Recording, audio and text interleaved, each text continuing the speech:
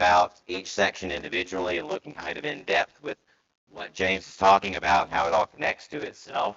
Last time we were talking about how James was trying to deal with this hypocrisy and the double speak, as we called it earlier. I'm saying that you have one thing coming out of your mouth, and then you also have another coming out of your mouth in a different situation. He says, this ought not so be. He said, a fresh grain is not going to yield salt water. There's going to be a difference in the two, and a Christian should not have two different types of communication coming out of their mouth. Now he goes straight from this into verse 13, which is going to be shifting on what he's talking about. But this is going to be talking about who you hold as really leadership or as those who you seek advice from, things of that nature, and dealing with wisdom. Now, what did we say James' unofficial title was? This book, what did we say was an unofficial title for the book of James? The what of the New Testament? What was that? Proverbs. The Proverbs of the New Testament. This is wisdom literature. Really just practical, simple statements to help to understand a greater idea. And so we're going to be shifting into this idea of actually talking about wisdom, and this is really where we start to see this Proverbs of the New Testament start to come out. So if someone could read starting at verse 13 and go, well, just read verse 13 for right now. Chapter 3, verse 13.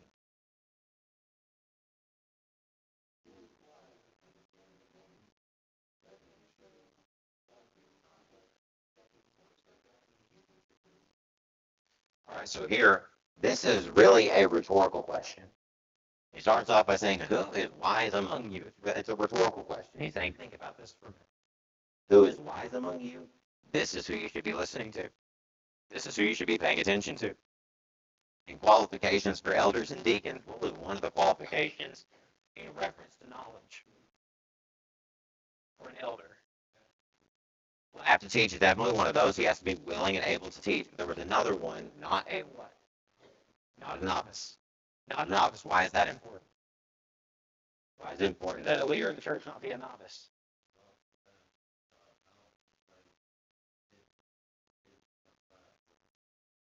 Okay. Bible's definitely one. What are some other ones as well? Might not know the scriptures as well as they should. Any others? Be able to refute false doctrine. That really ties in with both of those statements. What else? Right, that connects over here as well. What else? Healthy vision for the church. That's a good one too. The reality is, a good way of describing is this. Let me think of it this way. If you're in a kindergarten, you have a teacher and students, right? A novice would be like a kindergarten student teaching kindergarten students.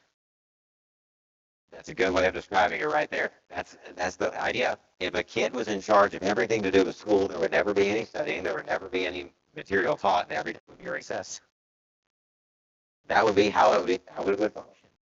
Why? That's just an immature way of viewing it. Christianity is a maturing process. Maturing in age is different from maturing spiritually. That's something that really needs to be discussed here.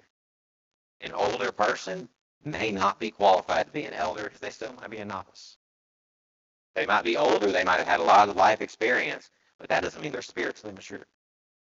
There's a difference in those two things. A person who becomes a Christian, let's say they become a Christian at 6 years old and they're very dedicated and they're committed. Now we're going extreme here for the purpose of illustration. We're not trying to encourage 6-year-olds to be baptized and become Christians, but still, we're looking at the point here. If a 6-year-old is focused, dedicated, studies every day for 6 years, by the time they're 12, do you think they'd be more or less mature than someone who became a Christian at 80 years old and studies every once in a while? Probably so. Probably so, because they had that time, they had that understanding, they may have had that explained to them, and they have that time to grow through it. 6 years of study is different than every now and again, even if you're much older. So there's a difference in those two things. When it comes to leadership roles, he's talking about who's wise among you. That's another point as well. Wisdom is not purely knowledge. Someone might have a ton of life experience, but might not have wisdom. I can have something happen to me and still do it over and over and over and over and over again and say, hey, maybe this time will be different. It's really a way of looking at it, be like the person at the slot machine. Every single time they rack it, they're waiting, and it's like, that didn't work. Okay, let's try it again. Well, that didn't work. Let's try it again. Next thing you know, they're hundreds of dollars in debt and nothing to show for it. And so that's how a lot of people like to view their lives. They say, well, I know that if I live my life the way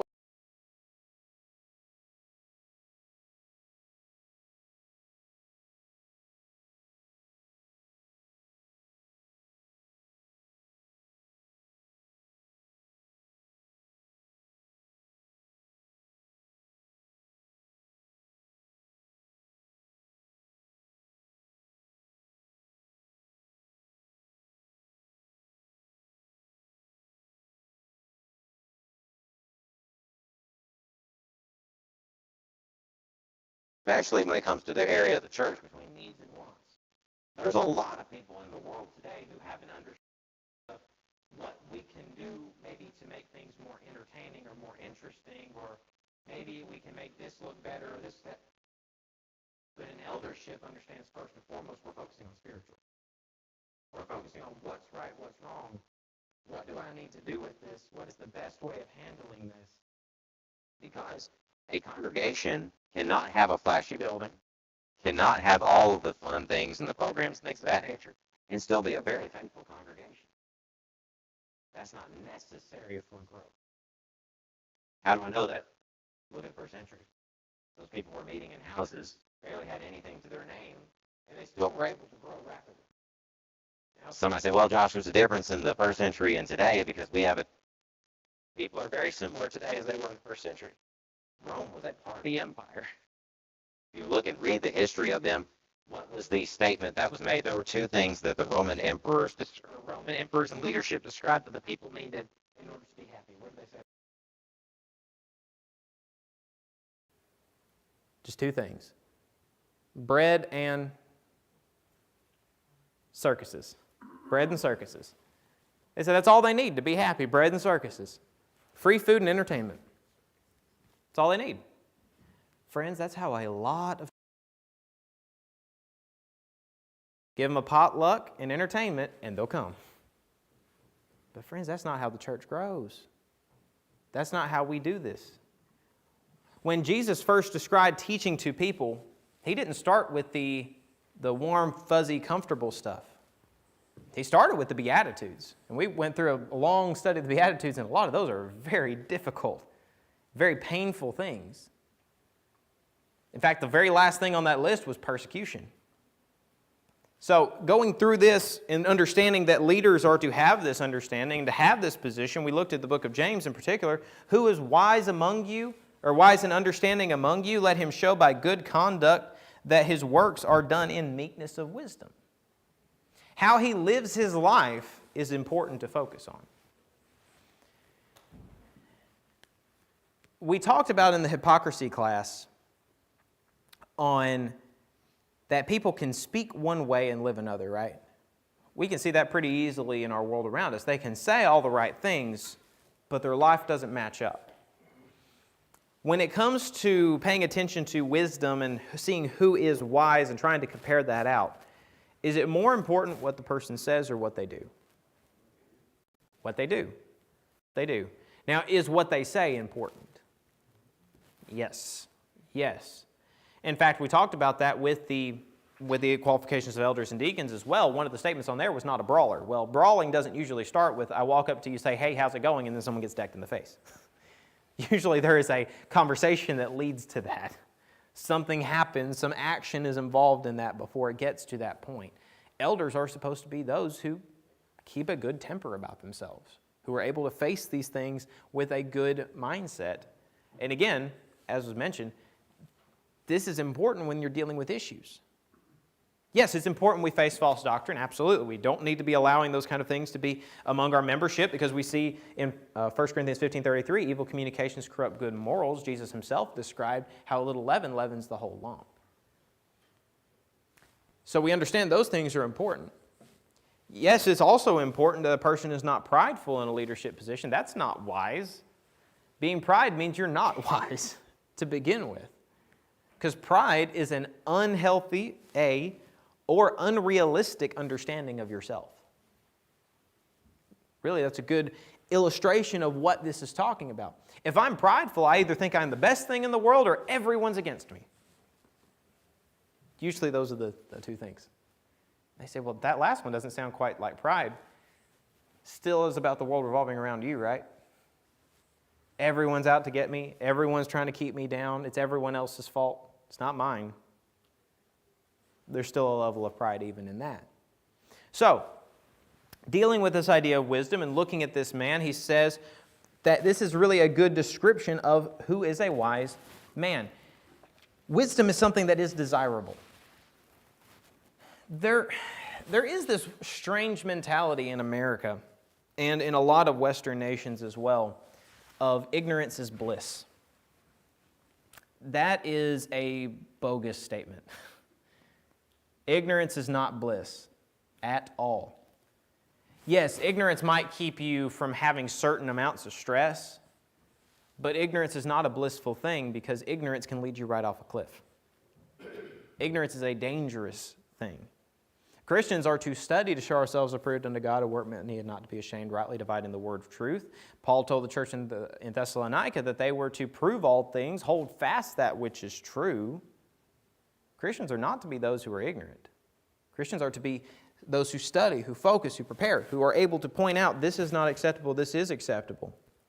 Remember with Apollos got up and he began to preach, but all he knew was the baptism of John. Aquila and Priscilla took him aside and said, hey, here's the better way of doing this. There was a danger in that because while Apollos was teaching with good intentions, he was leading people astray. So it is an important thing for Christians to focus on attaining this wisdom. God describes how this is the case. Start in chapter 1 of Proverbs, go to the end of Proverbs, and you will see again and again and again how God feels about wisdom. How God feels about this trying to gather wisdom that is greater than rubies and all these things. This wisdom is valuable. Wisdom prevents us from being led astray. We see that in the book of James. Again, we see that a man who holds to one or the other, who cannot pick one, he's unstable in all his ways. He's as a wave of the sea driven with the wind and tossed. He has no stability, no sound foundation, no structure on which to hold. The world today encourages this idea of you float over here and you float over here, and this idea is good, and you accept this idea, and this idea might be okay, and you can accept this too, and we can all sing Kumbaya at the end of the day. The problem is a lot of those ideologies that they want to take from here and here and here and here, historically and today, want to kill each other. So it's kind of a weird mix that we got going on, but it's not something new. Remember how we talked about how the world kind of works in cycles? How everything just kind of historically tends to repeat itself? Rome was very similar to this as well. They had this idea that if we just take the best of everything, then we'll have the best society, and that's not what happened. That's not what happened at all. In fact, the church tried this too, and Paul outright said, this is not acceptable. We don't allow this to take place. He dealt with this in 2 Corinthians chapter 11. He dealt with this with the Judaizing teachers trying to take from the old law and the new law. Over and over again, the church has had to deal with these things. So, wisdom is essential with this, and he starts off this section with saying, who is wise and understanding among you? Let him show by good conduct his works are done in meekness and wisdom. He's showing this. This is a lifestyle here. It's kind of like what James says earlier, that faith without works is dead. He says, show me your faith without your works, and I'll show you my faith by my works. Now, this doesn't mean that we're working our way to heaven or anything like that. That's not at all what's being described. No, even our works are described as filthy rags. I heard it described this way. We can do all the good works in the world, but because we have sinned, those are disqualified. We're disqualified from ever actually being able to do anything like that because all have sinned and come short of the glory of God. So, because of sin, we deserve death. That's the understanding of that. That's what was established from the beginning. So, God says, it is through me that your works can have merit. Not that you're earning your salvation or anything like that, but the gifts that I have to you have some conditions involved in that. Similar illustration would be you're on a ship and it's sinking and the guy comes up to you and he says, hey, you need to get in the lifeboat to survive. And he says, no, I believe that lifeboat can save me. Great, get in the lifeboat. No, I believe it can save me. It's fine. I know full well that can save me. But you have to be in the lifeboat to have salvation, to be saved from the shipwreck. No, that's fine. It can save me. It's all right. Someone can come pick me up when it sinks. That'll work. But that's how so many people treat this. It sounds funny. It sounds goofy. But it's not an uncommon view. And he describes this point, James does. See, one can talk a certain way, but conversation is a totally different subject. How I live my life is something totally different. I can claim to be a faithful preacher of God's Word all day long, but do my actions back that up? Does how I live match up with that? See, there is a strong difference between the two. Now let's pick up in verse 14. Someone could read verses 14 through 16.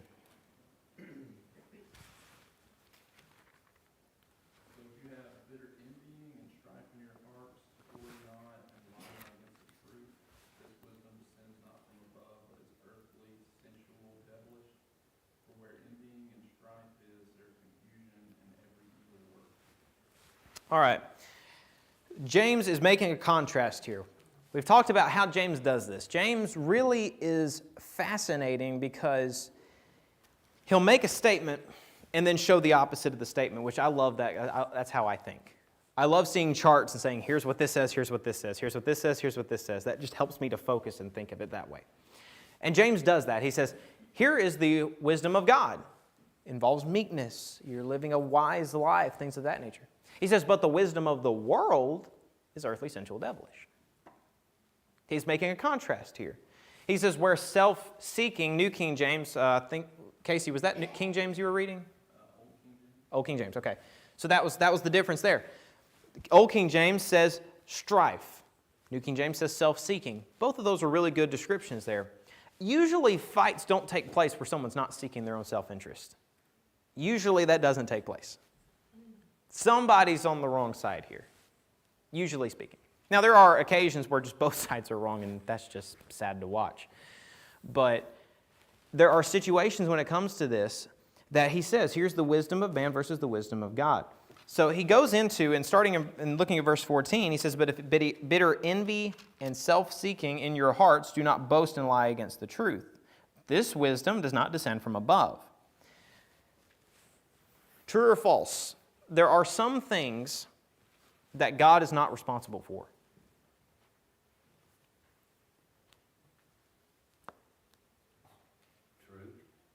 True. Time and chance happen all. Time and chance is involved in this. Is God responsible for a corruption of a good thing He put in place? Nope. God is not responsible for that. God is also not responsible for temptation. How do I know that? James chapter 1. Remember we said that God created all things and all things were good. All things God put in place, He said it was very good when He created mankind. Genesis chapter 3, there's a corruption. God was not responsible for that. Some like to blame Him for that. Say, well, He gave them a choice. If He didn't give them a choice, there wouldn't have been a problem. If God didn't give a choice, there would be no such thing as love. If God didn't give a choice, there would be no such thing as free will. God gave us something we did not even deserve in that circumstance. That's an incredible thing to hold on to in of itself. God said, I'm making you in my own image and my own likeness. Part of that being, you have a right to determine where you go. You have a right to determine what you're going to do with your life. Now, there are consequences to those actions. And if you choose to live a life that rejects me, there are consequences. If you choose to live a life that follows me, there's good consequences for that. But I'm giving you the choice to determine where you're going to be. I heard a preacher put it this way, and it really has stuck with me. No one is going to be in heaven or hell that didn't choose to be there. Where you end up was your own choice. And there's not going to be anyone on the day of judgment you can blame for it. That's it. God says you have a responsibility, you have a mind, you have an intellect, you have the ability to decide what you're going to do. You have the ability to actually see what is coming out true, what is coming out false. You can check this, you can focus on it. Why did God say about those in Berea they were more noble than those in Thessalonica? because they searched the Scriptures daily to find out whether these things were so. Now, who was preaching? Who were they listening to? They were listening to apostles. And if he said they're blessed for checking the apostles, then that should be what we're doing today. I'm definitely not an apostle. The elders definitely aren't apostles. No other member is going to be an apostle. The best speaker you could ever think of, he's not an apostle. But if the apostles need to be checked, we need to be checked as well. Study to show yourselves approved unto God. That's wisdom that comes from above, that comes from God. But this wisdom, the self-seeking, the envy, the strife, the difficulties that are caused, that's not from above. But notice how he described it. This is considered wisdom. This is considered to be wisdom. See, if I think that something is not being done right in my own understanding of things, I have a choice to make. I can either choose to check to make sure that I'm right. First of all, if I'm right, then I have a choice to make on how it's handled, right? When it comes to the church, go to the leadership, right? You go to those who are in charge. You say, hey, this is what the Bible says here. Why is this? What's the difference here? What's the problem here? You can handle it that way. Now, there's another way that people really like to handle things, especially in our world. And it really is kind of an interesting thing, because I had a friend of mine talking about this, and he said he hated the Southern hospitality because he never knew how someone felt. He said up north, everyone tells you exactly how they feel at all times. But there's an issue that a lot of people run into. We're trying to be quote-unquote nice. There is a big difference between niceness and kindness. And that's something that I think really needs to be shouted from the rooftops. The Bible never commands us to be nice. It commands us to be kind. It commands us to be helpful for others and things of that nature. Niceness is more of a placating. I'm just trying to make things smooth over. I don't want difficulty here. So I'm going to be nice to you so that you go away and I don't have to fight with you. Big difference between the two. When it comes to Christianity as a whole, a lot of people like this nice religion, which is, I can tell you you're wonderful and perfect in every possible way, and I'm just going to nice you into heaven. Usually that's not the case. Usually that does not happen. There might be an occasional situation where that might possibly happen, but odds are no. Odds are no. As Christians, we are very direct about things. When God talks about problems, he says you deal with it as quickly as humanly possible. Now, some things take a long time to deal with. Remember the situation between Paul and Barnabas over John Mark? There was a division between the two of them. Paul didn't want John Mark because he said he turned back in the middle of the journey. Barnabas said, give him some time. He's going to be okay. He'll come back. There was a division between the two. Paul goes his way. Barnabas goes his way with John Mark. And what happens later on, though? It is eventually resolved. The relationship is eventually mended. But it took some time. It took some time to go our own separate ways, think about things for a second, and then come back. Mark is helping Paul in Rome. Exactly. John Mark helps Paul in Rome. So there's a redemption that takes place there. So not every situation is going to be handled quickly and easily. But Christians are not a beat around the bush type. There was a man on one occasion we were studying about studying with people, having Bible studies with people, and trying to help them to see the truth. And he went through this long speech about how you have to do all these steps in order to get someone to see. And one guy raised his hand in the back. He says, that just sounds like manipulation. That just sounds like manipulation. You're being nice to the guy, you're telling him all these wonderful things, but you're saying it in such a way that he doesn't know what you want. He doesn't know what you're trying to do, and then you jump scare him at the end and say you need to be baptized. And the guy that was talking about it and everything, he didn't really know how to handle it, but that's something that stuck with me. Because we're not trying to manipulate anyone. Anyone who becomes a member of the church should know what they're getting into. Should know what they're walking into.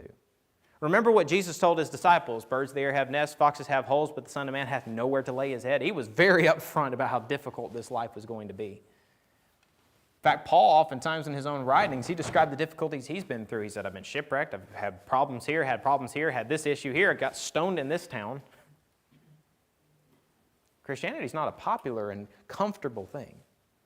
Also, it talks about in the building of a house, a person first needs to count the cost, otherwise people mock him in the end. Friends, we could possibly baptize infinite numbers of people as long as they don't know exactly what they're getting into. It could be that simple. But that's not what we're trying to do. It's conversion, not building up a crowd.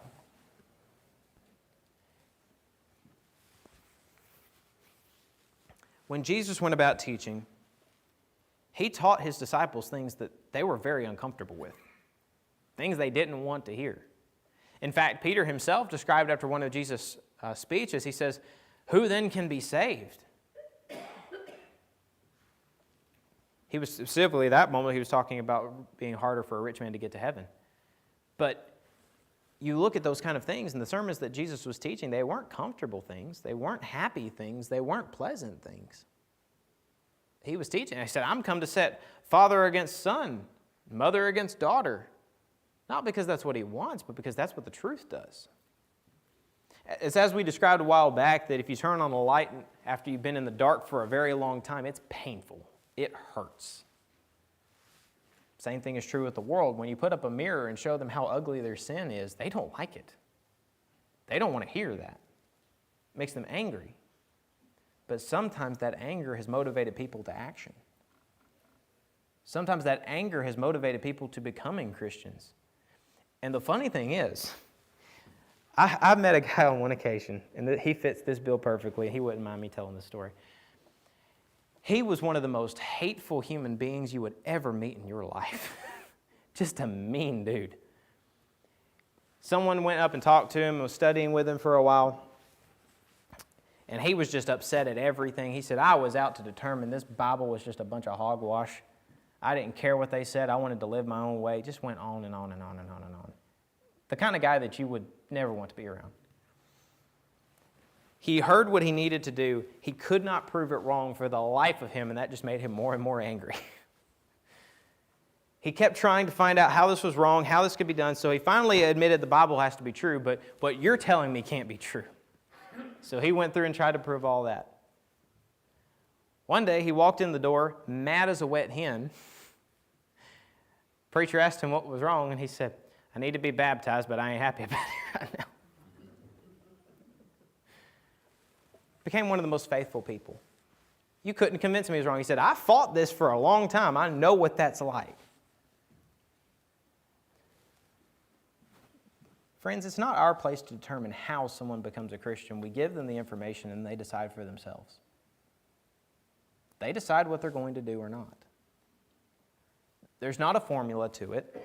There's not, this is the right way to do it, this is the wrong way to do it, unless you're doing something sinful in the process, in which case there is a wrong way to do it. Yes, you can be hateful and evil to people, and that's not acceptable. But there's a process that God described, and it's simply teaching the truth. But he's describing how these people's hearts were here in the book of James, and he's saying that this strife, this bitter envying, this difficulty that's going on, this doesn't come from God. This is not something that he put in place. He told us to seek peace at every opportunity that we can, not at the expense of truth, not at the expense of the Word of God, but to seek peace at every opportunity. Matters of opinion are matters of opinion. Matters of Bible are matters of Bible. And so he deals with this here, describing this. He says this is earthly, sensual, demonic. This is New King James. None of those words sound good in a Christian setting. In fact, that's about as bad as you can get. When something is described as demonic, I mean, imagine walking up to a member of the church and saying, what you're doing is demonic. You might get in a fist fight over that. But that's how he's describing it. He's saying what you're doing would be what demons would do. The life that you're living is how demons would live.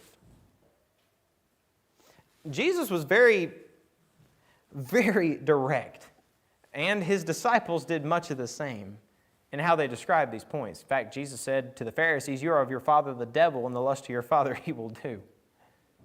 Very direct and to the point. Paul describes some of this as well.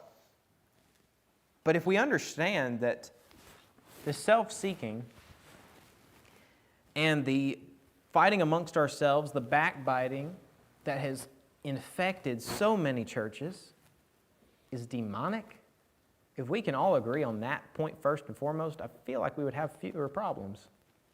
We'd have fewer difficulties if we can agree on what's wrong and what's right.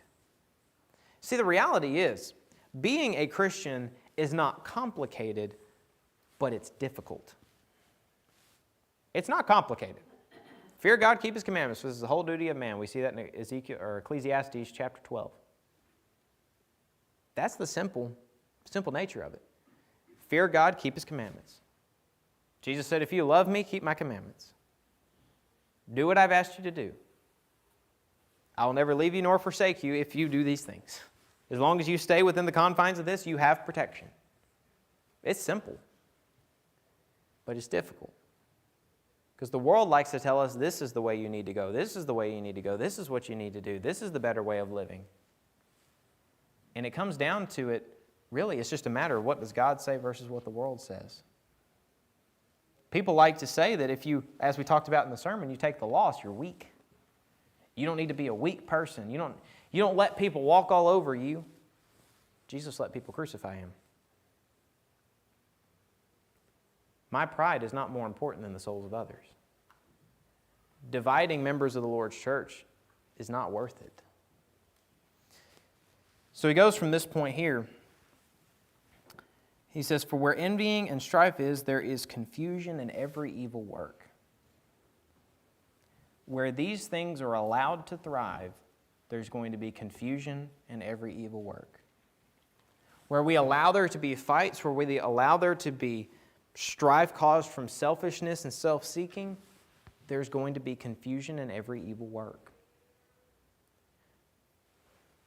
There have been so many churches that have been destroyed from selfishness, from it all being about me, what I want. We have to first of all understand who God is and what He wants, and agree on that first and foremost. Everything else comes next. God is not the author of confusion, the devil is. God is not the author of evil works, rather He is the correction for it. So He is dealing with this issue. And remember what we were talking about with who His audience is. These are Christians that have been scattered abroad due to persecution. He's saying, don't allow this stuff to take root. Don't allow the devil to turn your brother and sister into your enemy. As much as lies within us, let us live peaceably with all men. Let us do all that we can do. Sometimes that's not comfortable. Sometimes that's not easy. Sometimes personalities clash like titans. But it is not about making everything comfortable. It's about making it right, doing what is right. So that leads us into the next point here, specifically verse 17. He says, but the wisdom that is from above is first pure, then peaceable, gentle, willing to yield, full of mercy and good fruits, without partiality and without hypocrisy. Now the fruit of righteousness is sown in peace by those who make peace. He gives us a litmus test to describe what is the world's wisdom and what is God's wisdom. He described how the world's wisdom was earthly, sensual, devilish. He said the wisdom that is from God, instead, is pure, peaceable, gentle, willing to yield, full of mercy and good fruits, without partiality and without hypocrisy. And think about what takes place there. Purity involves wisdom. I know what should be, what should not be allowed. I'm not going to allow the things of this world to infect my life. Purity. Peaceable. I'm not going to fight a war that's unnecessary. Wisdom is involved in that. I can determine when I should fight and when I should not. Again, we've mentioned this over and over again, Proverbs 26. So we understand there's a division here. I understand this is where I need to go, this is where I don't need to go. Gentle. Wisdom tells me how much pressure I need to apply. There is a difference, and I had a friend of mine talk about this one time. We were laughing. You can tell who had siblings growing up by how they fight. Someone who had siblings knows restraint because you make them cry and mom comes in the room. Someone who grew up as an only child, they fight like their life depends on it. It is scary. Wisdom tells me, here's what's been done before, I don't need to do this. I know the fights I need to fight. I know when to back off a little bit and give them some space. So there's wisdom involved in that. Willing to yield goes hand in hand with that gentleness idea. I know I need to back off from this. This is not something I need to do right now. This is only going to cause strife and difficulty instead of it being a matter of right and wrong. A good situation like this would be, I hate the color of the carpet in the church building, so I'm going to back off and not say anything because it's going to cause division and fighting. Backing off over simple things. If it's a matter of faith, that's the last thing I need to do is back off, because that is important that we focus on what's right and wrong. Full of mercy and good fruits. Jesus was merciful. I should be merciful. Wisdom tells me if I don't express mercy to others, I oftentimes do not receive mercy in return. Mercy can be good. Mercy can be taken advantage of, though, so it involves wisdom on when to use it. Good fruits, I know that I need to be doing good for others, not just because it makes them happy, but because it makes God happy. And if I'm going to follow after Him, logic follows, I should do good for others as well. Without partiality and without hypocrisy. Wisdom tells me I don't discriminate. I don't discriminate. Why? Because if God discriminated, I wouldn't be here. If God discriminated, I would not be here. So wisdom tells me people are all the same. One way or another, people are all the same. Whether it be we all have the same colored blood, whether it be we all have bones, all have a brain. Well, most of us have a brain. One way or another, we're all the same. Whether it's skin color, whether it's nationality, whether it's anything, we're all people. We were all made in the image of God. We all have a soul. Wisdom tells me that. And also, without hypocrisy. Wisdom tells me hypocrisy is not only unhealthy for me, it's not only harmful for others, it's harmful for the Lord's church. It's unhealthy for me because a double life causes many health problems. It's unhelpful for others because it causes them to see a difference in me versus another time, which, again, hurts my character, but it also hurts the character of God because I'm representing the Lord when I wear the name Christian. Believe that's our time. Got it.